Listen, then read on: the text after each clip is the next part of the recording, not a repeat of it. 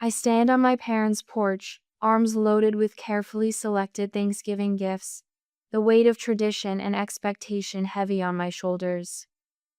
The crisp November air carries the unmistakable scent of Mom's roast turkey, and for a moment I'm transported back to simpler times before I became the family ATM. My knock echoes against the familiar red door of my childhood home. I've walked through it thousands of times, but today my stomach knots with an unfamiliar tension. Something isn't right. When the door finally opens, it's just a crack barely enough to reveal Mom's face, her expression strangely guarded. No warm welcome, no embrace. Mom? I shift the gifts in my arms, a bottle of Dad's favorite whiskey nearly slipping from my grasp. Is everything okay?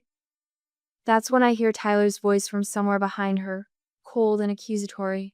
We don't want selfish people here. The words hit me like a physical blow. I take an involuntary step back, nearly missing the edge of the porch. 6 years of sacrifice flash before my eyes in an instant. Late nights at Westbrook Partners, my phone lighting up with frantic texts from Tyler. Jess, they're going to repossess my car. Jess, the kids won't have Christmas. Jess, we're going to be evicted. Each crisis more urgent than the last, each solution coming from my dwindling savings.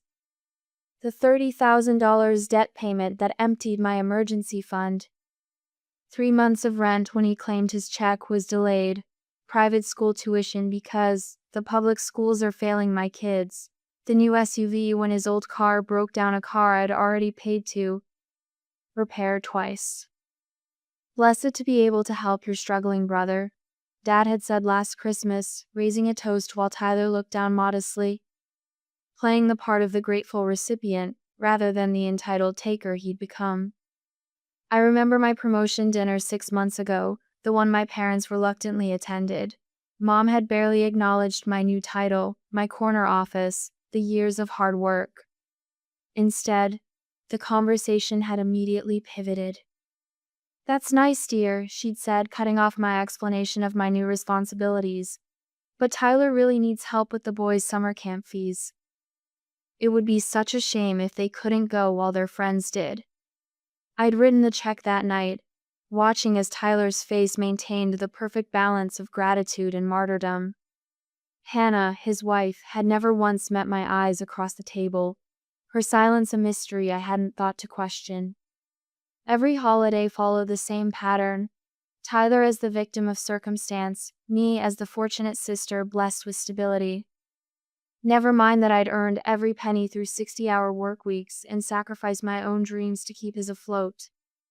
Dad emerges now behind Mom, his tall frame filling the remainder of the doorway. They're physically blocking me from entering, a visual representation of what they've been doing emotionally for years. Jessica. His voice carries that familiar tone of disappointment. Not anger, disappointment is far more effective on me. Your mother tells me you've decided to buy a new apartment. I clutch my gifts tighter. Yes. After 8 in my old place, Yet, you told your brother you couldn't help mortgage this month. Mom interrupts, her tone sharp with accusation. You could afford a new apartment, but you can't help your brother more. The hypocrisy steals my breath. They've never once questioned what Tyler does with the money. Never wondered why the emergencies never end, only escalate. I've helped for 6 years, I say, my voice steadier than I feel. I can't keep. Selfish, Tyler says again, finally stepping into view behind my parents. His face wears an expression I've never seen directed at me before, contempt, mixed with something like triumph. He knows he's won. Again. The gifts in my arms grow impossibly heavy. I've brought Dad's favorite whiskey, Mom's preferred chocolates, toys for Tyler's boys.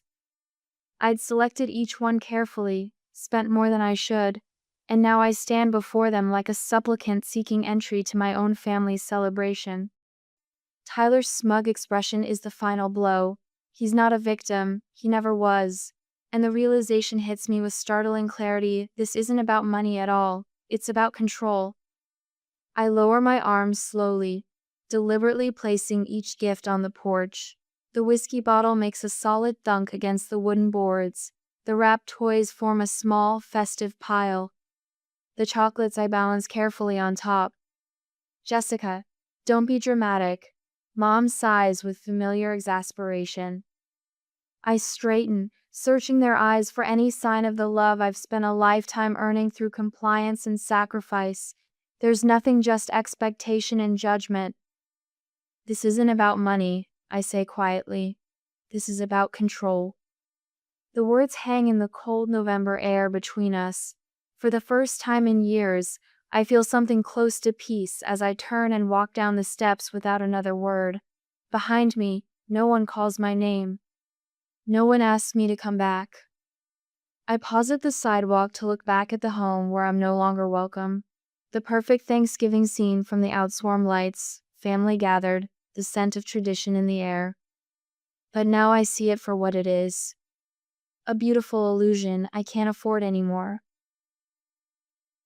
The glow of holiday specials flickers across my darkened living room, casting blue shadows that dance over the untouched glass of Pinot Noir on my coffee table. I don't need to look to know it's either Mom, Dad, or Tyler not calling to apologize, but to demand explanations for my dramatic exit and selfish behavior.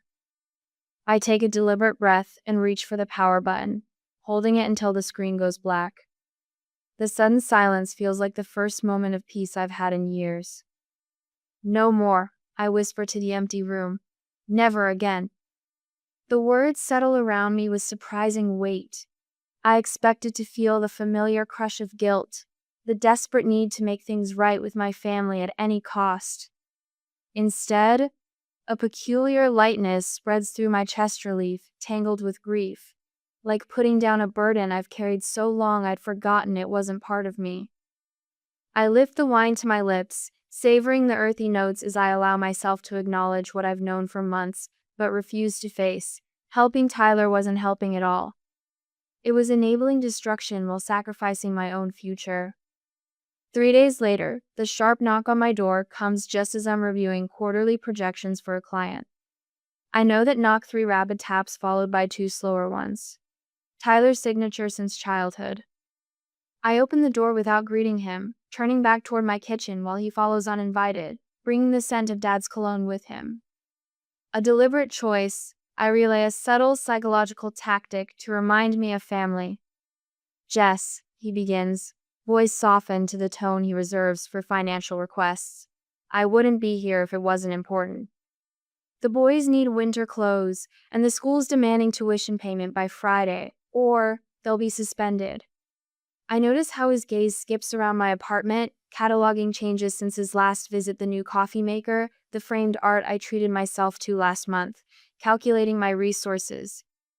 What happened to your raise? I ask quietly, remembering his announcement at Dad's birthday dinner. You said the promotion came with a 15% increase. His expression shifts so quickly I nearly miss its irritation flashing before settling back into practiced concern. The raise is being held up in HR. You know how these things go. But I do know how these things go. I've managed payroll systems. Corporate raises don't get held up for months. When I don't immediately move toward my purse or checkbook as I always have before, Tyler's approach changes. His shoulders square, his voice drops the gentle pretense. Look, I've got Hannah and the kids waiting in the car. Are you going to help us or not? I meet his eyes directly for what feels like the first time in years. You have a family, Tyler. Start taking care of them. His mask slips entirely then. The transformation is startling, his features hardening, voice rising as he steps toward me. After everything I've done for this family, what exactly have you done, Tyler? The question emerges calmer than I feel. Besides take. His face flushes deep red. You think you're so perfect with your fancy job and your downtown apartment? You've always thought you were better than the rest of us. I think of Aunt Sarah mentioning seeing Tyler at Morton's Steakhouse the same week he told me he couldn't pay his electric bill. Cousin Michael commenting about Tyler's new golf clubs while I was covering his car insurance. Hannah's averted eyes and tight smile whenever money was discussed. How did I miss the pattern for so long? Get out, I say quietly. Mom and Dad are right about you, Tyler spits, backing toward the door. Selfish to the core. The door slams behind him hard enough to rattle the frame. I stand motionless in my kitchen, waiting for the familiar tsunami of guilt to drown me. It doesn't come. 2 days later, a call from an unfamiliar number interrupts my morning coffee. Jessica Bennett? This is James Carter. I'm Hannah's attorney. My coffee cup freezes halfway to my lips. Hannah has an attorney? I'm handling her divorce proceedings, he explains, his voice professionally neutral. She suggested I contact you regarding some financial matters. The word divorce echoes in my head as James continues. Miss Bennett, are you aware that your brother maintained a separate bank account where he deposited much of the money you provided for family emergencies? My hands begin to shake, coffee sloshing over the rim of my cup. We've documented over $50,000 in the past 3 years alone. James continues. Primarily spent on gambling debts, luxury purchases, and hotel stays in Atlantic City and Las Vegas.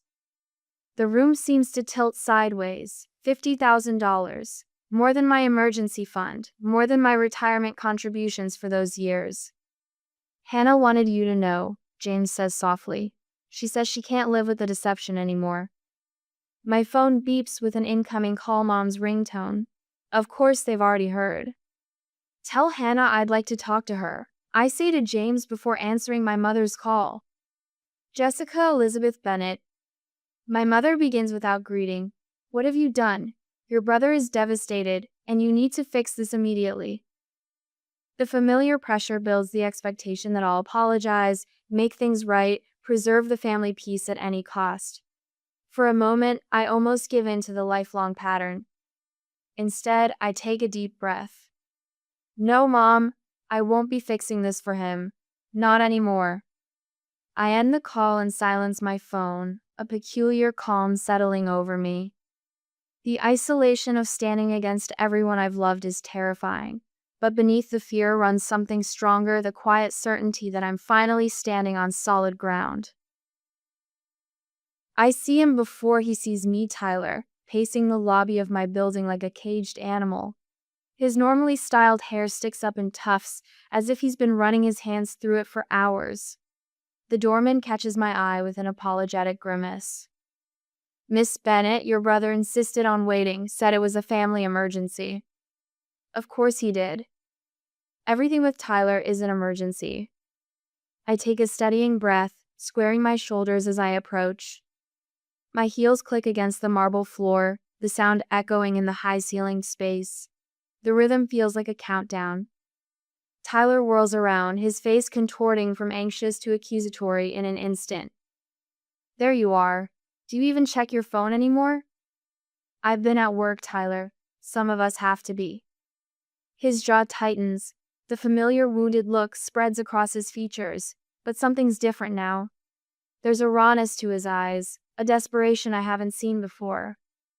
You need to fix what you've done to my marriage. His voice rises, sharp enough that Mrs. Coleman from 4 slows her walk to the elevator, openly staring.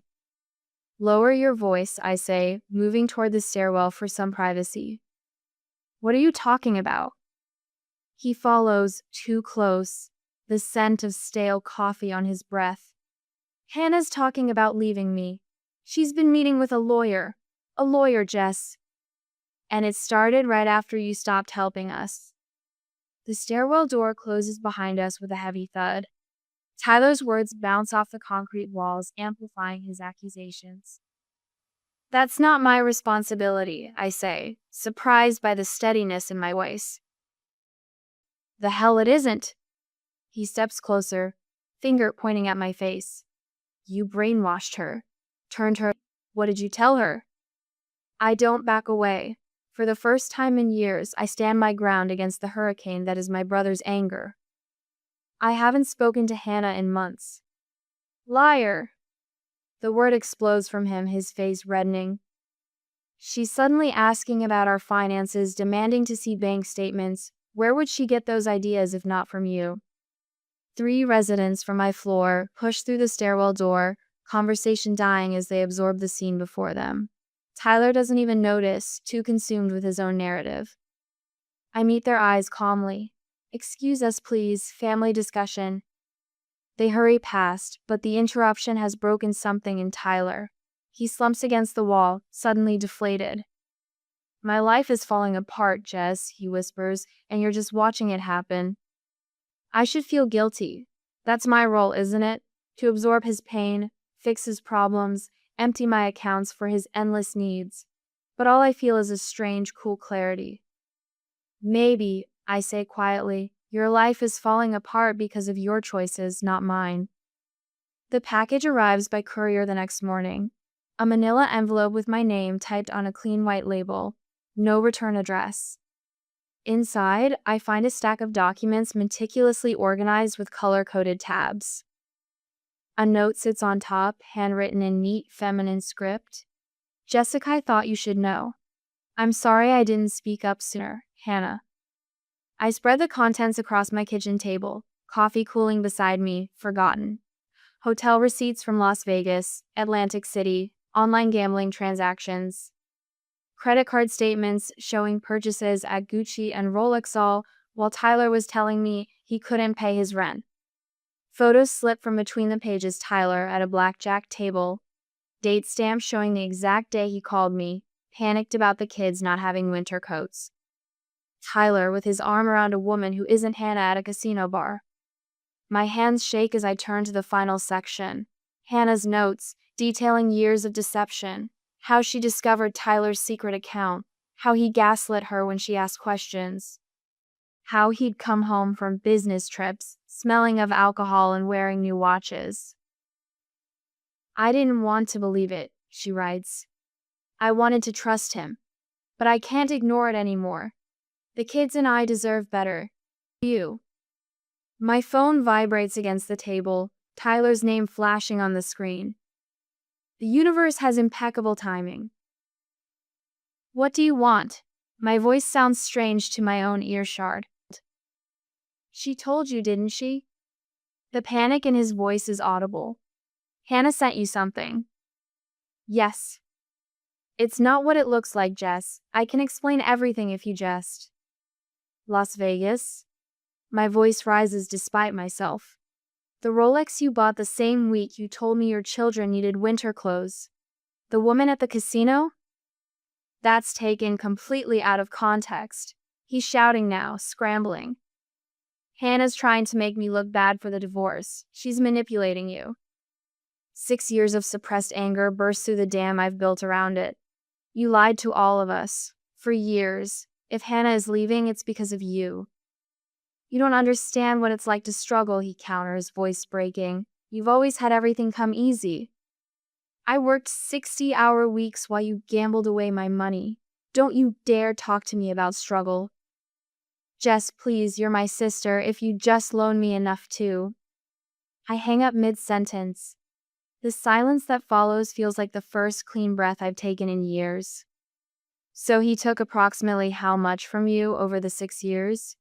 My financial advisor, Marissa, keeps her expression neutral, but I can see the shock in her eyes as she reviews my statements. About $140,000, give or take. Saying the number out loud makes my stomach clench. I never added it up before. Her pen pauses over her notepad. Miss Bennett, I've been your advisor for 3 years. Why didn't you mention these substantial withdrawals during our quarterly reviews? Heat creeps up my neck. I considered it family support, not relevant to my financial planning. Family support. She repeats the words carefully. Of this magnitude, without any repayment plan, is absolutely relevant to your retirement projections. Shame washes over me. I've counseled clients about financial boundaries for years. How did I miss the exploitation happening in my own life? I can't believe I was so blind, Spur. Marissa's expression softens. Financial manipulation within families is surprisingly common. Even financial experts aren't immune. She helps me create a recovery plan, adjustments to rebuild my emergency fund. catch up on retirement contributions, establish a timeline for the apartment renovations I've been postponing.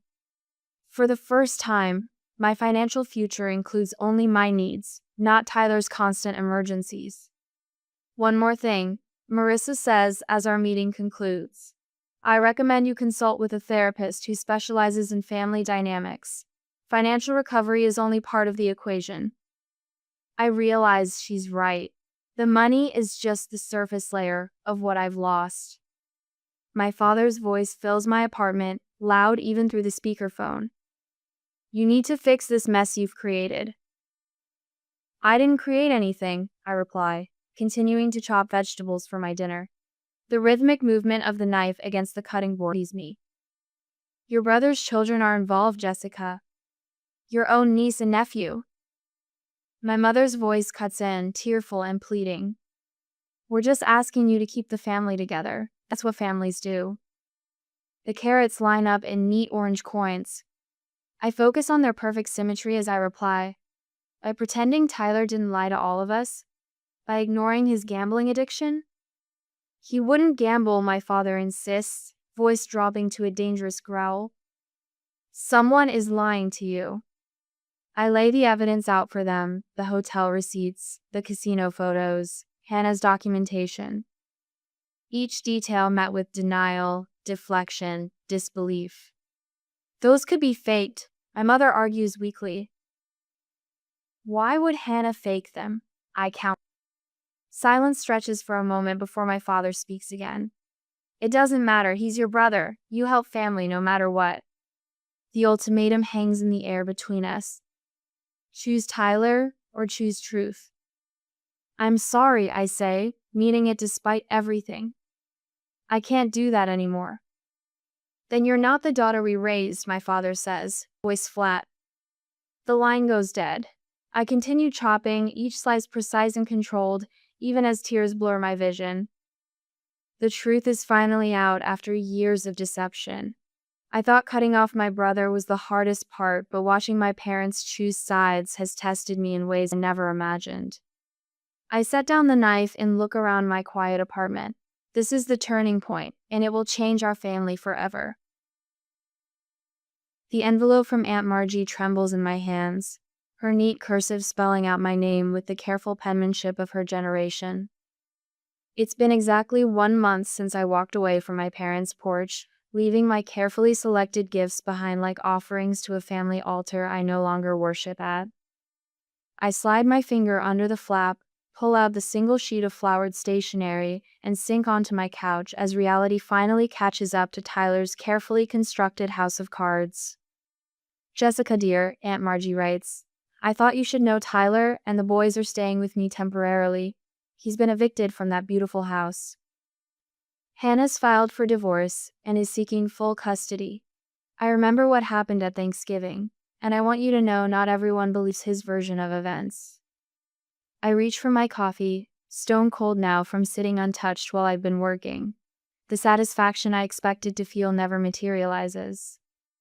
Instead, there's a hollow ache for my nephews, caught in the undertow of their father's deception. My phone buzzes with the 4th voicemail from Mom this week. I press play, steeling myself for another round of accusations. Jessica. Her voice sounds different, strained, exhausted. Your father, we need to talk to you. Please call us back. The desperation in her tone is new, replacing the self-righteous indignation of her previous messages. Dad's voice cuts in from the background. Tell her we can't keep doing this. Tell her. The message cuts off abruptly. I've heard through family channels that Tyler has turned to them for money now that my wallet is closed to him. Their retirement savings, carefully built over 40 years of my father's work at the factory, now flowing into the same black hole that swallowed my emergency fund. The phone rings again almost immediately, but it's not my parents. It's Uncle Dave, who I haven't spoken to since last 4th of July. Jessica, he says without preamble when I answer. I should have told you sooner. I've seen Tyler at the Horseshoe Casino at least twice a month for the past 2 years. Always at the high-stakes tables. My breath catches. Why did anything? A heavy sigh fills the line. Didn't want to cause family drama. Your parents were so proud of him, and you seem to have things under control in your life. The familiar justification for silence, the same reasoning that allowed Tyler's behavior to metastasize until it destroyed his marriage, his home, and his children's stability. I'm not the only one, Uncle Dave continues. Your cousin Stella saw him dropping hundreds at the dog track last summer. Marge caught him in a lie about where he was when she offered to take the boys for a weekend. We all just kept quiet. After we hang up, I sit with this new knowledge. Family members who saw the truth, but chose the comfort of silence over the discomfort of honesty. The irony is bitter. All those holiday gatherings where Tyler was portrayed as the victim of circumstance, while behind cupped hands and knowing glances, the truth circulated like contraband. The next day, a text from Hannah appears on my phone. Can we meet for coffee? We choose a neutral location, a small cafe halfway between our homes. She arrives with dark circles under her eyes, but a straightness to her spine I've never seen before.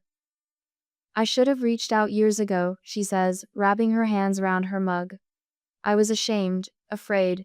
He convinced me that speaking up would destroy the family. The boys? I ask, not knowing what else to say. Struggling. Her eyes fix on the table. They don't understand why they had to leave their home, their school, why their dad keeps making promises he doesn't keep. I think of my nephews, Jack with his science projects, Ethan with his soccer trophies, innocent casualties in a war they never fought. I can help, I hear myself say. Not like before, not without conditions, but I can help you get settled somewhere stable for the boys. Hannah's eyes meet mine, and for the first time in our 10 years of knowing each other, I see her, really see her.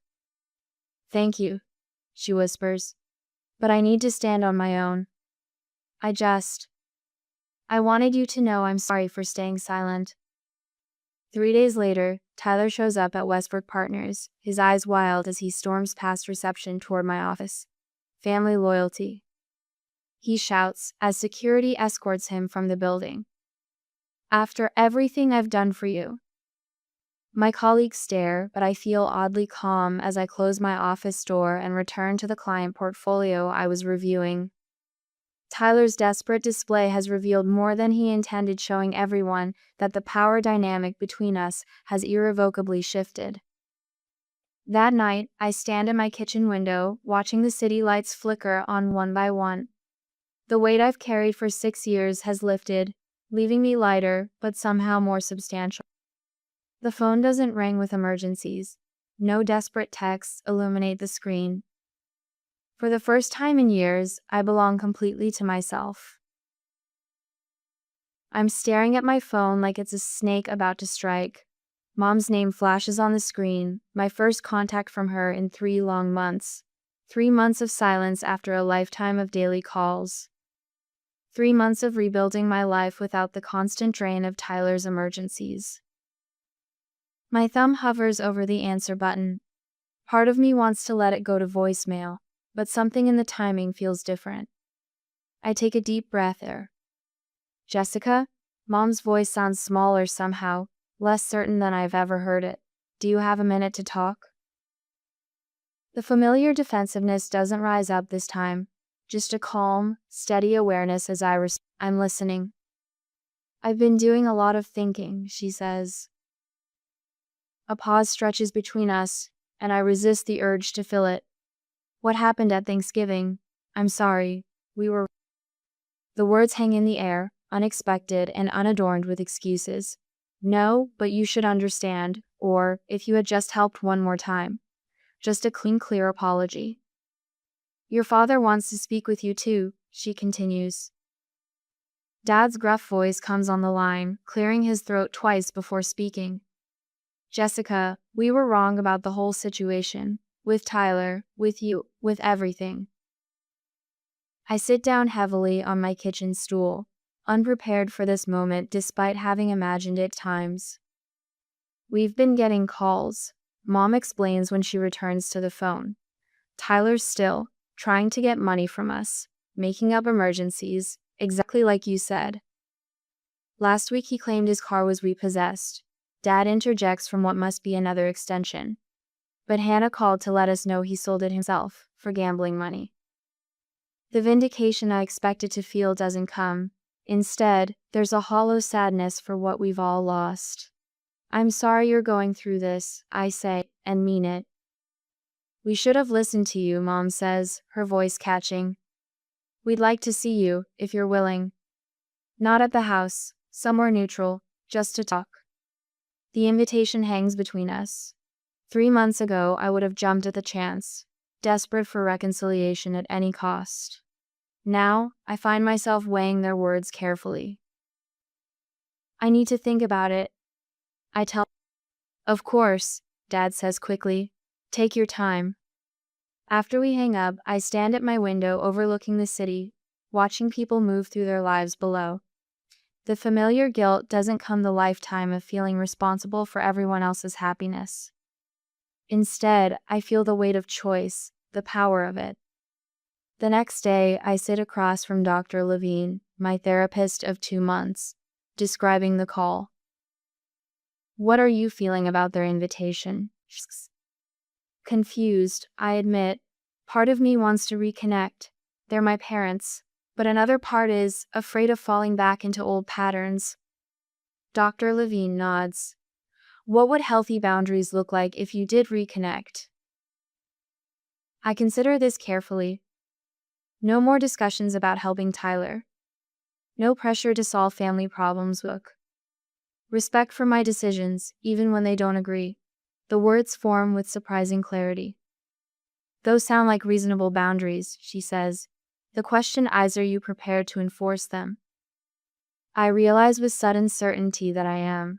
The Jessica who stood on that porch at Thanksgiving, desperate for approval, has been replaced by someone stronger. Someone who knows her worth isn't measured by how much she gives away. Yes, I tell her, I think I am. A week later, I sit at a corner table in Riverside Cafe, a neutral location I selected deliberately. I arrive early, arranging myself with care back straight, hands folded on the table, the picture of calm composure, despite the nervousness flickering just beneath the surface. When my parents enter, I'm struck by how they've aged in just 3 months. Dad's shoulders stoop slightly, Mom's face carries new lines around her mouth. They spot me and approach cautiously, as if I might flee. Thank you for meeting us, Mom says as they settle into their seats. I nod but don't immediately reach for the menu or launch into small talk. The silence stretches, uncomfortable, necessary. I've given this a lot of thought. I begin finally. If we're going to have a relationship moving forward, there are things that need to be clear. My voice is steady, surprising me with its strength. They both nod, Dad's expression unusually attentive. I will never discuss helping Tyler again. Not financially, not emotionally, not in any way. The words come out clear and firm. If you want me in your life, you need to respect that. Mom's lips press together, but she doesn't argue. Dad simply nods, his eyes holding mine with new understanding. I'm still your daughter, and I still love you both, I continue, my voice softening slightly. But I won't be used again by anyone.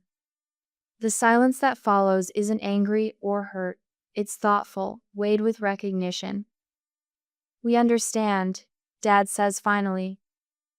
A week later, the news comes through extended family. Tyler has moved to Arizona, claiming a fresh start. His parting shot arrives in my inbox, a rambling email blaming everyone else for his problems. I read it once, then delete it without responding. The cycle stops here. My aunt calls to tell me Hannah and the children are settling well into their new apartment. She mentions, almost casually, that Tyler hasn't paid child support, but Hannah expected this and planned accordingly. I make a note to check in with Hannah directly, not to rescue but to support. Thanksgiving approaches again, marking a full year since everything changed. After careful consideration, I invite my parents to my apartment for dinner, a simple meal. No elaborate gifts or accents. To my surprise, they accept. There's an awkwardness as they enter my space, their eyes taking in the changes' new furniture, the art on the walls chosen solely for my pleasure, but there's all tentative warmth. "You have a beautiful home," Mom says, and for once, there's no subtle comparison to what Tyler doesn't have. Dad hands me a bottle of Wynannot, the expensive whiskey I used to bring him, but something he chose with thought. Hannah brings the boys for dessert, their entrance changing the dynamic in unexpected ways. My parents interact with their grandchildren without the shadow of time between them. Conversations flow around topics other than problems, books, movies, my niece's science project, genuine connection emerging in the spaces where manipulation once lived. It's not perfect. There are awkward pauses, old habits that threaten to resurface. But in the imperfection, I find something real beginning to take root, the painful, healing process of building authentic relationships. As I watch my family navigate this new territory, I realize some questions don't have easy answers. Is forgiveness possible after years of being taken for granted? Perhaps. Is it worth the risk? The jury's still out. But for now, we're trying. One careful step at a time.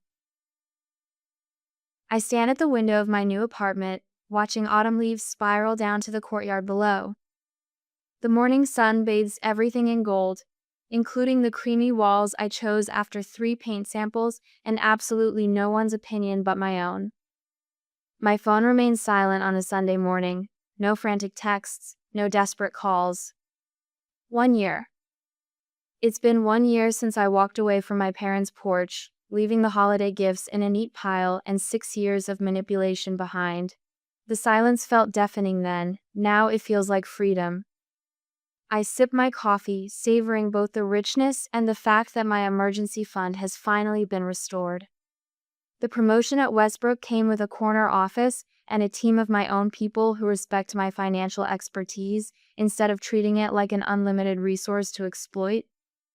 "You look different," my boss had remarked last month during my performance review, "more present." I am. Energy once drained by family drama now fuels creative solutions for clients who actually heed my advice.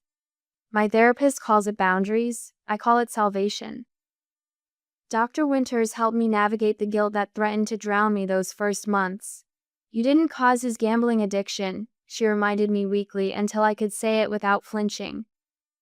The support group for families affected by gambling showed me I wasn't alone, that Tyler's manipulation followed a textbook pattern I'd been too close to recognize. On my bookshelf sits a photo of Hannah and the kids at their new apartment's housewarming. The friendship that blossomed between us surprised us both, built on honesty instead of the strained silence of our previous relationship. "I should have told you years ago," she admitted over coffee one afternoon. But Tyler made it seem like questioning him would destroy the family. It nearly did anyway, just not in the way anyone expected. My niece graduates high school next spring.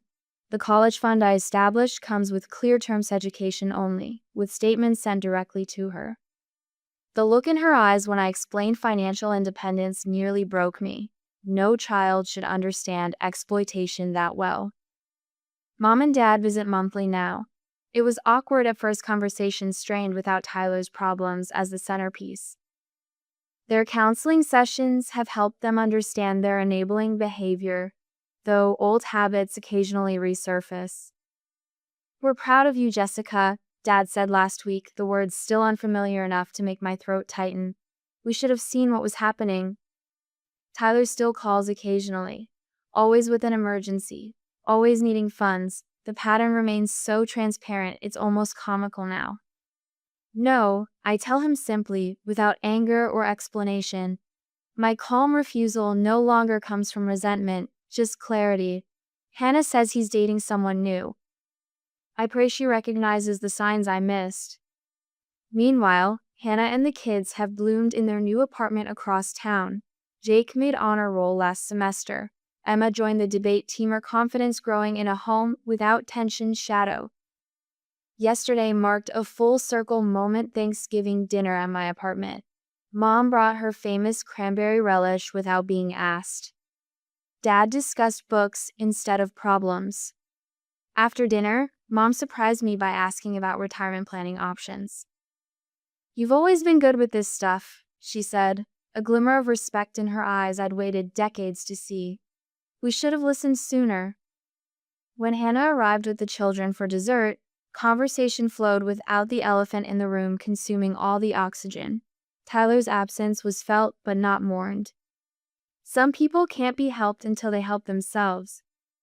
My bookshelf now holds family photographs I actually want to display, not the tense holiday portraits of yesterday, but candid moments of genuine connection.